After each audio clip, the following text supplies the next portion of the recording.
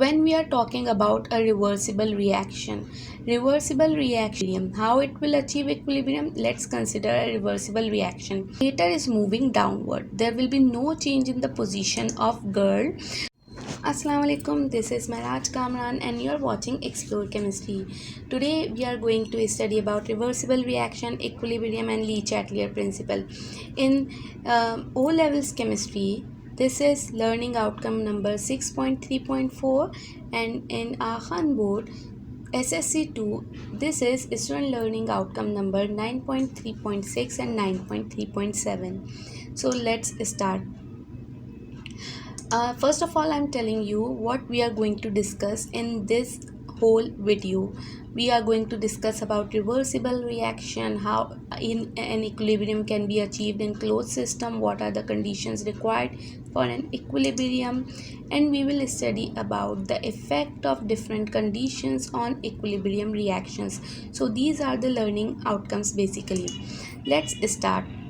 Before I start, I'm showing you two different reactions. Actually, both the reactions are showing the same species, reactants and products, but there is a difference between both the reactions. Can you identify the difference? Yes, the first one is irreversible reaction, where reaction goes to completion. All the reactants will convert into product. At the end of the reaction, we will obtain only reactants, and it is represented by this single arrow. The second reaction is reversible reaction, which is considered as incomplete reaction. When reactants will convert into products are unstable, they will reconvert into reactants, and this is represented by double-headed arrow. At the end of the reaction, you can say, or there is no end of the reaction, you will achieve mixture of reactant and product. So when we are talking about a reversible reaction has two different reactions taking place simultaneously. Means the reaction is taking place in both the direction, that is forward direction in which reactants convert into product, and another direction is backward direction in which products converts into reactants, and it is represented by double-headed arrow. Therefore, it is considered as incomplete reaction. We won't get only product at the end of the reaction. This is another example of a reversible reaction. Here, any gas is producing, if then the reaction is reversible and it will achieve equilibrium. How it will achieve equilibrium? Let's consider a reversible reaction. Initially, when we start any reaction, we will be having only reactants in our hand. Due to reactants, the rate of forward reaction is very high. Actually, this is a graph between rate and time, and rate represents the speed of any reaction. So if we are having reactants only initially, the forward reaction will start, because for starting backward reaction we should have some amount of products, then only product will convert into reactants, or backward reaction or reverse reaction will start. So initially you can see backward reaction or reverse reaction rate is negligible or zero, but forward reaction rate is very high. As the reaction proceed, forward reaction rate is decreasing because reactants amount is decreasing. It is converting into product, and backward reaction rate is increasing. The reason is products amount is increasing, because reactants are converting into product. More and more product will form, so more and more backward reaction rate will be there. So one reaction was high in speed, it is decreasing. Another was low in speed and it is increasing. A time will come where both the reactions rate will become equal. This condition is known as equilibrium. At this condition, we can say equilibrium has achieved.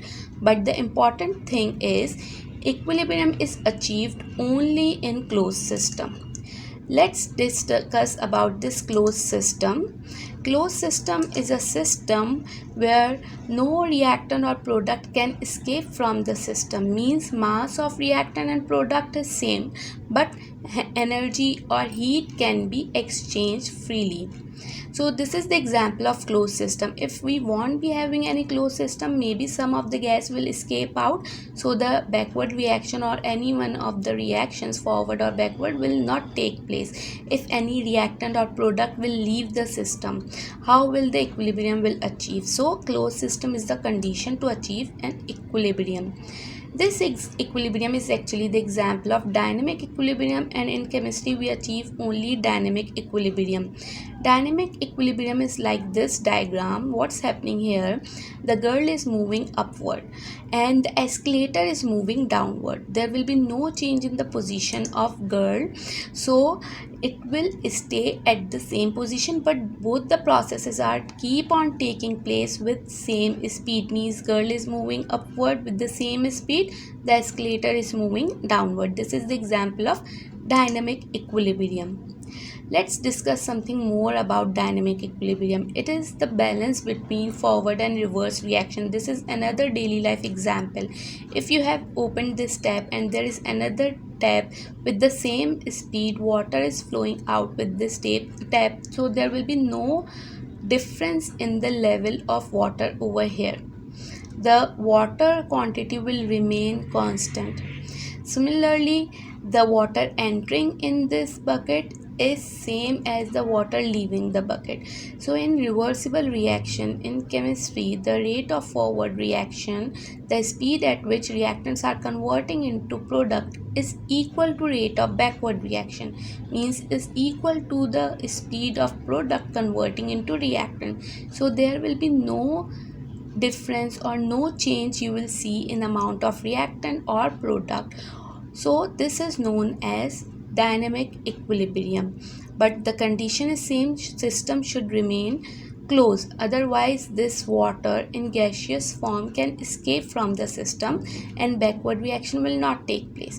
Now this is our main topic which we are going to discuss today, is Le-Chatelier's principle. Le-Chatelier's principle is actually applied in industry where we are going to perform any reversible reaction where we have to get more products. It says that when any stress is applied to a system at equilibrium, the system will change to relieve that stress and re-establish the equilibrium. It is like an undo button. Means we a system is moving on equilibrium and we are applying some changes. The equilibrium will disturb, but after some time the equilibrium will re-achieved. How it can be done? Let's see.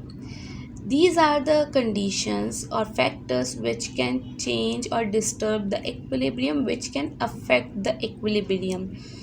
So how it can affect? Let's discuss about concentration first of all. When we are going to add more reactants, the reaction will shift to the product side. Means more reactant will cause the equilibrium to disturb and the reaction will move to product side, means forward direction. Reaction will move in forward direction because we are having reactants. We have discussed that reactants concentration will increase the forward reaction. If we are having more reactants, more forward reaction. So if we have added reactant, there will be more forward reaction. Equilibrium will disturb because in equilibrium the forward reaction and backward reaction will move with the same speed. Now speed of forward reaction will increase due to increased reactant. And if we will remove or decrease the reactant, the product will increase, so reaction will move towards reactants or in the backward direction. Means reactants we are decreasing, means we are increasing product in another way. So product increase will cause backward reaction, so reaction will move towards reactant side.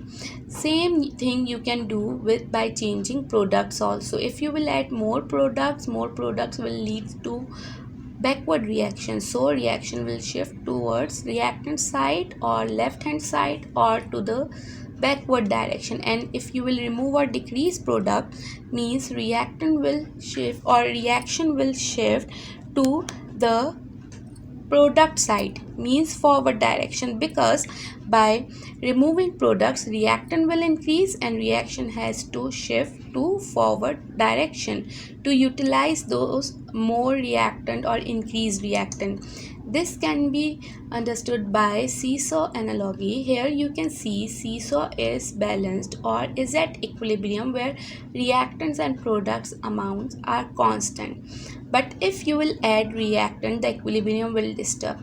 If someone has to achieve equilibrium, if someone has to re-establish equilibrium, this has to move in this direction, and this direction is known as forward direction. Means when you are increasing reactant, reaction is moving in forward direction. Next is by changing temperature. You can disturb the equilibrium by changing temperature also. For this you need to see either the reaction is exothermic or endothermic. Let's discuss about exothermic reaction where heat is released. So consider heat as a part of product over here. With the product heat is also forming, means heat is releasing. So in this case, if you will increase heat, means you have increased one of the product, and increasing product will shift the equilibrium or reaction to the backward direction because heat is on product side. And if you will decrease heat, means you are decreasing the product, and decreasing product will increase the reactant, and reaction will shift to forward direction. So in exothermic reactions, increasing heat will move to the backward direction, decreasing heat, the reaction will move to the forward direction. How will you identify the reaction is exothermic? So delta H value will be written with the product, or delta H value is negative for exothermic reaction. Next we have endothermic reaction in which heat is absorbed. So consider heat as a part of reactant, because with reactant whenever you will give heat, the product will form. So here heat is a part of reactant. In this case, if you are increasing heat, means you are increasing one of the reactant, and increasing reactant will shift the reaction to the forward direction. And if you will decrease heat, means you are decreasing one of the product, and decreasing product will increase one of the reactant, and decreasing reactant will increase product, and reaction will shift to the backward side. It's written over here also. So heat is reactant here. Increasing heat will shift the reaction to forward direction, decreasing heat will shift the reaction to the backward direction. And for identifying an endothermic reaction, you will see the delta H value. If the delta H value is positive, means the reaction is endothermic. Now this is the third condition. By changing pressure, we can change or disturb the equilibrium, but this pressure change is applicable only in gaseous system where gases are present. And second thing, when they are having unequal number of moles. So you have to check two things for checking pressure change. First of all, there should be at least one gas either on reactant side or product side, and there should be unequal number of moles. How will you find out number of moles? Number of moles are actually these coefficients which we write to balance the equation. Here nothing is written, means 1 is written over here and here also. 1 mole of hydrogen gas and 1 mole of iodine gas makes it 2 moles. And 2 moles of products are also present, means reactant and product sides are equal. Number of moles are equal, so there will be no effect of pressure change on this equilibrium. If we will increase pressure, we will decrease pressure, the equilibrium will not disturb over here. Let's check another example. In this example, 1 mole of nitrogen and 3 moles of hydrogen gases are present, means 4 moles total on reactant side and 2 moles on product side. Now the number of moles are unequal, 4 and 2. So here there will be some effect of changing pressure. If you can see here also 4 moles and 2 moles. If we will increase the product, so here if we will increase the pressure, so here reaction will move towards less number of mole. Wherever less number of moles are present, reaction will move to that direction. Over here less number of moles are present towards product side. If you will increase pressure, reaction will move towards less number of moles, means product side, and this will become forward direction in this case. Let's discuss another example. In this example, 1 mole is present on reactant side and 2 moles are present on product side. Decreasing pressure will move the equilibrium towards more number of moles wherever more number of moles are present. So in this case, more number of moles are present on product side, means if you will decrease pressure, reaction will move towards product side, means forward direction. So it can vary from reaction to reaction depending upon number of moles. In the previous one, in this example, when we were increasing pressure, reaction was moving towards forward direction, and here when we are decreasing pressure, reaction is moving towards forward direction. So keep this thing in your mind, that increasing pressure will shift towards less number of moles wherever less number of moles are present, and decreasing pressure will shift the equilibrium towards more number of moles are present wherever more number of moles are present. Got it? You can see here, if we will decrease the pressure here, reaction is moving towards forward direction, means PCl5 will decompose into PCl3 and Cl2. Now we have catalyst. Presence of catalyst can also speed up the reaction. It will not disturb the reaction. How we will see, catalyst is a substance which speeds up the reaction. Now there are two reactions in reversible reaction, forward and backward. So a catalyst will increase the rate of both reactions, forward and reverse reaction. What will be the benefit of this? The time to attain equilibrium will reduce, will minimize. Whereas catalyst has no effect on equilibrium position, means equilibrium will not disturb. It has no effect on equilibrium constant, that is K, and no effect on concentration of reactants and products. It has to speed up the reaction, and it will speed up both the reactions, so quickly equilibrium will achieve. Actually, a catalyst lowers activation energy of forward and backward reaction both to speed up the reaction. This is the energy diagram of a reaction using catalyst and without catalyst. You can see the graph over here. This is uncatalyzed reaction. This is reactants. The energy increases, and this peak from reactants till this peak, it is known as activation energy. Activation energy is mainly the amount of energy which is required to start any reaction. Whenever reactants will reach till this peak, then only product will form, otherwise product will not form. So this is the amount of energy which can start any reaction. So when we are using no catalyst, this activation energy amount is high, means reactants are taking more time to convert into products, and when we use any catalyst, this activation energy will decrease. This red colored graph, you can see it is catalyzed reaction, means where any catalyst is introduced in the reaction mixture. So this catalyst will speed up the reaction by lowering the activation energy.